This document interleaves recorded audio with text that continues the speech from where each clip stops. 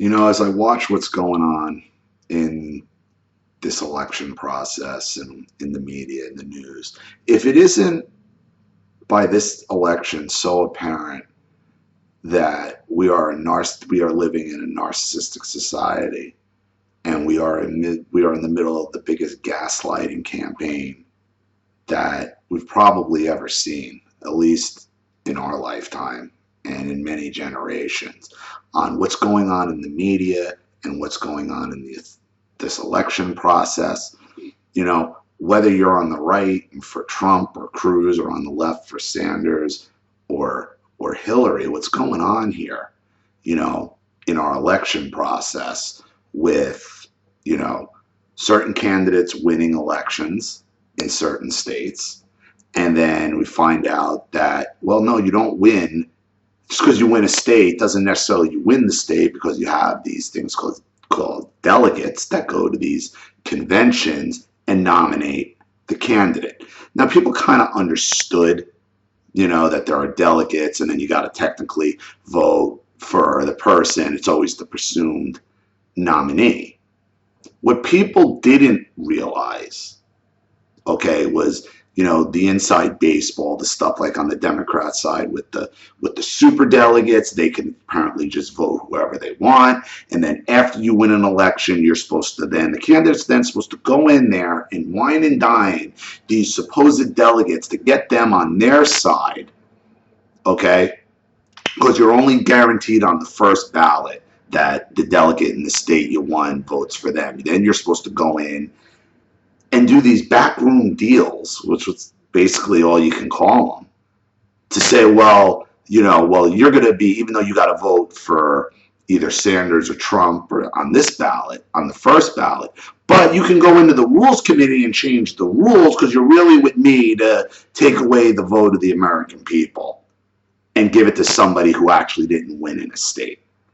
I think everybody, whether you've won by whatever percentage in a state, understands if you have the highest percentage in the state, you won the state. I think everybody in this country pretty much thought that's how this works. And now what's being exposed is the open gaslighting by, the true people that run this country, basically saying, oh, well, no, your vote really never really counted.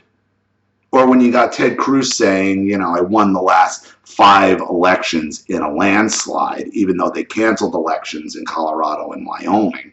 The elections he's talking about is, this selection of the delegate process, which is behind closed doors, that bars out 99.9% of the American voting public. But technically it's an election, so he's winning elections in land. It's just such typical open-faced gaslighting to our faces, and we're like and they're like, well, what are you stupid? Are you crazy? No, I'm not crazy, and it's happening on both sides. It's happening to Sanders, and it's happening to Trump. It's open gaslighting, and the root cause of gaslighting is a societal narcissism that is now out in display full force. And to me, beyond the straight politics, the election, the real thing that I wanted to talk about in this video is this putting Harriet Tubman, replacing Andrew Jackson on the $20 bill with Harriet Tubman. Now, in theory, I don't care. I don't care, she's a solid American figure. I have no problem with her on our currency, and people saying that, well, you're taking an American hero. Like, I don't look at it like that, because you always, when you're dealing with, we'll go with the premise that the powers that be, the people in the government, they're all narcissists. Okay, they don't do anything that's not self-serving. And they don't do anything that's just for our benefit. Or if, in this case, the benefit of black people, trying to give, a black woman, represent her on our currency. And in theory, that sounds great. Okay? Until you stop and think okay, hold on.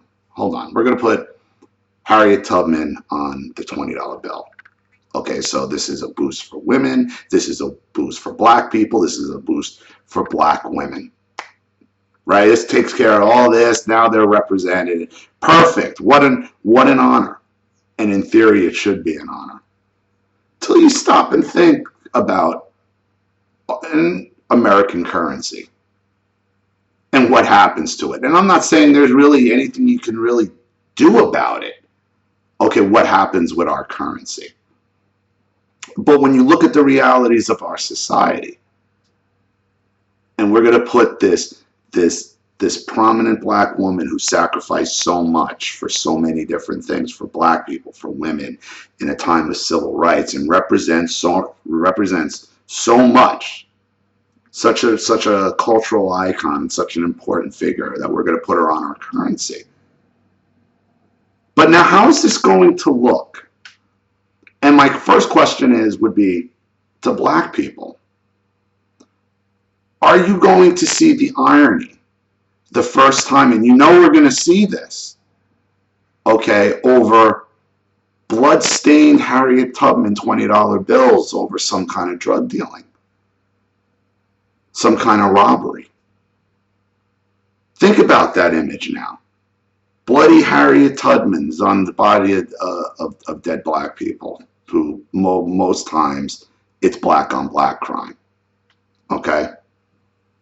Are you going to see the irony in that, of this woman who has sacrificed so much for black people and had gone through so much for black people, that we're going to represent her on our currency, that there's going to be bloody 20s?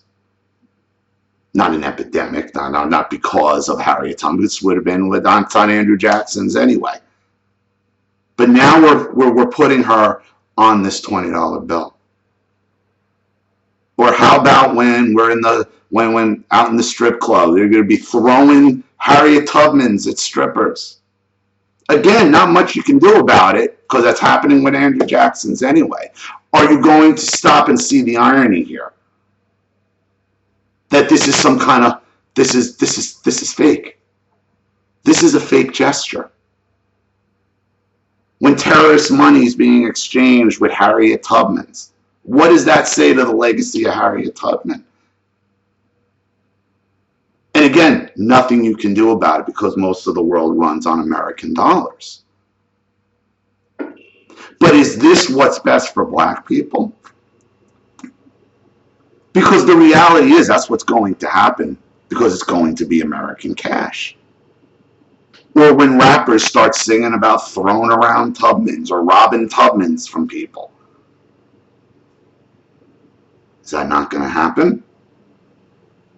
Will we not see the irony of this, that this has been set up by a narcissistic society and a narcissistic government, okay, where we're just shoving ourselves down, we're letting them do it?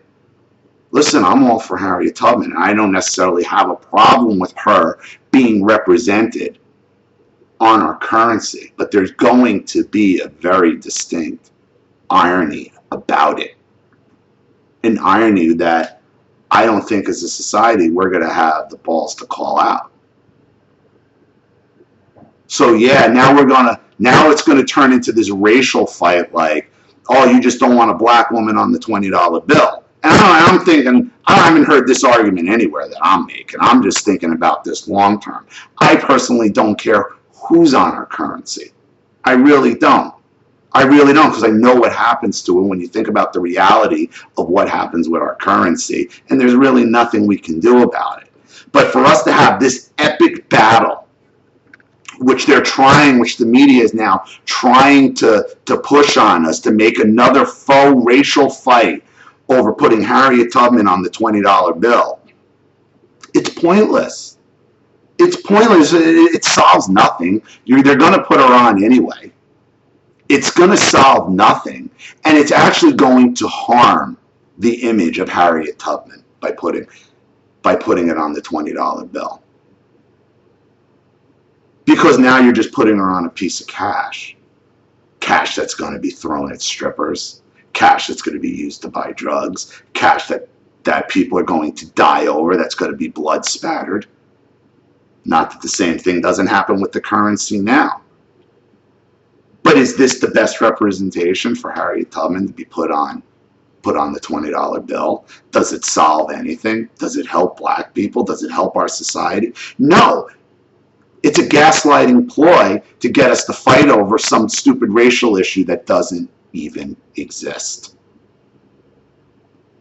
And when you think you're going to put in all this fight over something that they're going to do anyway, and the end result's going to be, unfortunately, bloody Harriet Tubman's, okay? And what does that do to her legacy?